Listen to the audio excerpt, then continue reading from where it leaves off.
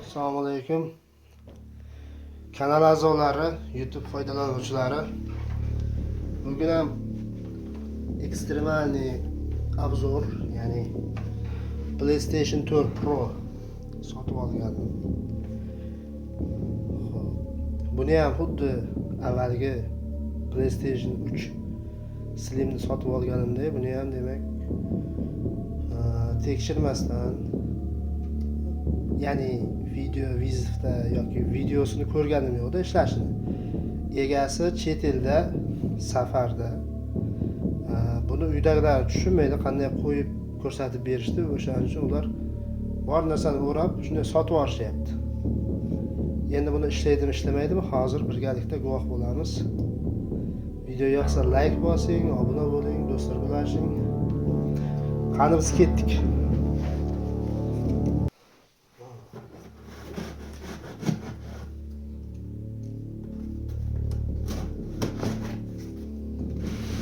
Bu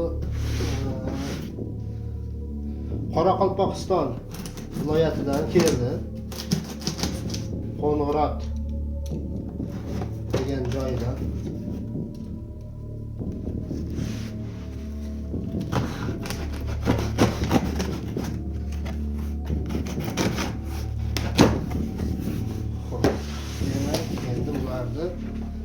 Birma-bir ko'ramiz. Bizda demak birinchi o'rinda PlayStation Plus 14 Trial degan va FIFA 18 diskning ichida FIFA 19 diski bor ekan. Hisob olamiz.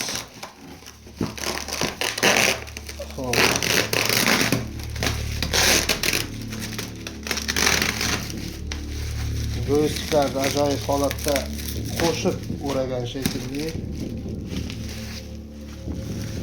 Bunday holatda. Hozir bular olyapman. Birgalikda guvoh bo'lamiz. Ishlaydimi, ishlamaydi.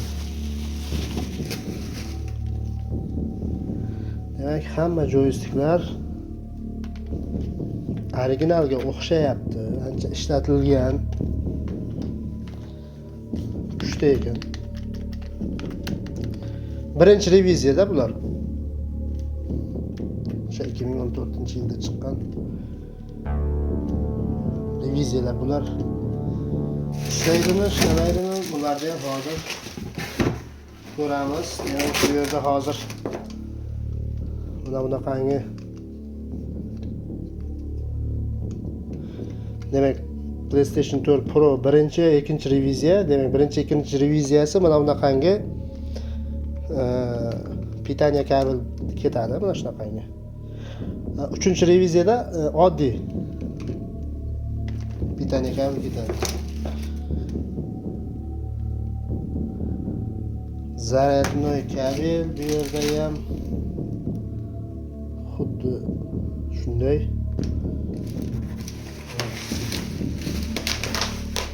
Va bizda PlayStation o'ralgan ekan. Buni ham hozir ochamiz. Korobkada hech nima qolmadi. Hozir buni ochib nima qilamiz? Ko'ramiz.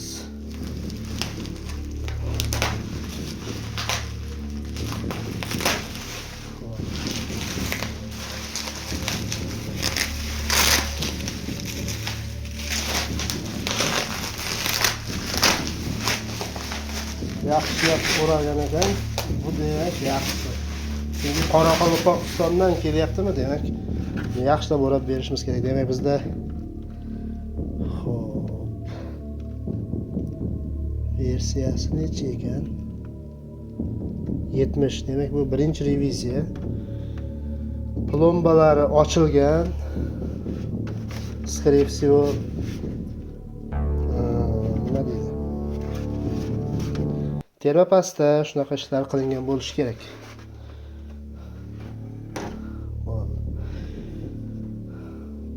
televizorga ulaymiz, yoqib ko'ramiz, keyin davom ettiramiz obzorni.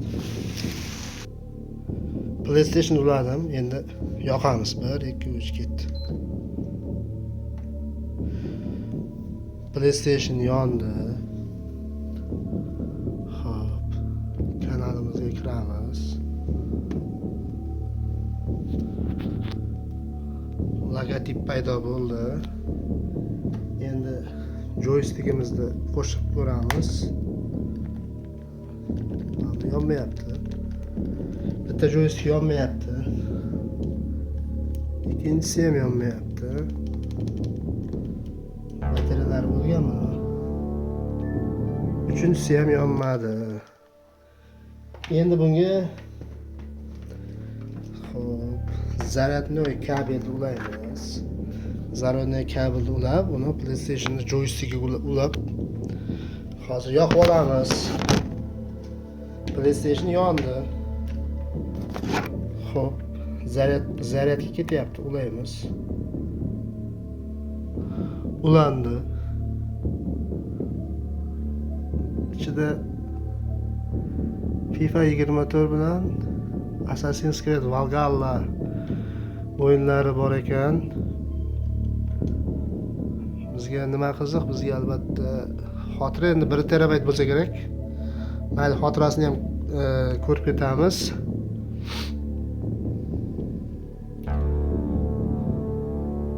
Bir terabayt xotira. 156 megabayt gigabayt nimada? To'lganda o'yinlari bor ikkita. Endi bizga eng qiziqarlisi mana bu. 12.00 mana bizga mana shu kerak edi.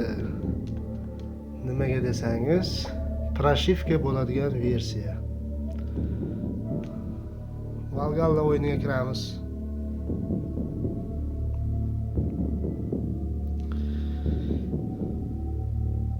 PlayStation ishlayapti. Joystick zaryadkada. Joystick uzib ko'ramiz. Xo'p, joystick uzib ko'rdik. Demak, zaryadi yo'q, do'xli ekan. Xo'p. Bular zaryadga qo'yib qo'yish kerak.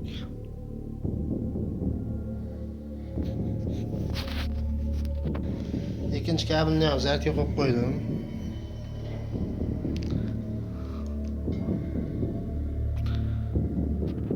Xo'p, disk ishlashini bir ko'rib olsak.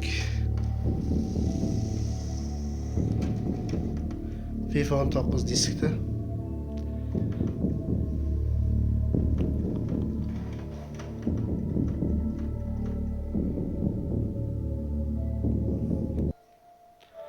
Neraspoznovniy disk. Xo'p. Buni chiqaramiz, boshqani qo'yamiz. FIFA 18 ni qo'yib ko'ramiz. FIFA 19 barmoq izlab. Xo'p. FIFA 18 ni qo'yamiz.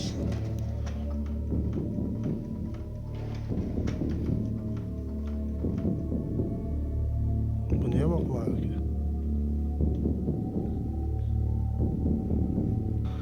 Xullas, ko'ryapsizlar, disk o'qimayapti. O'shaning uchun juda ham ehtiyot bo'lasizlar. Buni bir ko'rish kerak. Ko'rib boshqa bir videoda aytib ketaman. Hozircha shu. Keyingi videoda ko'rishguncha xayr, paka-paka, sog' bo'lasizlar.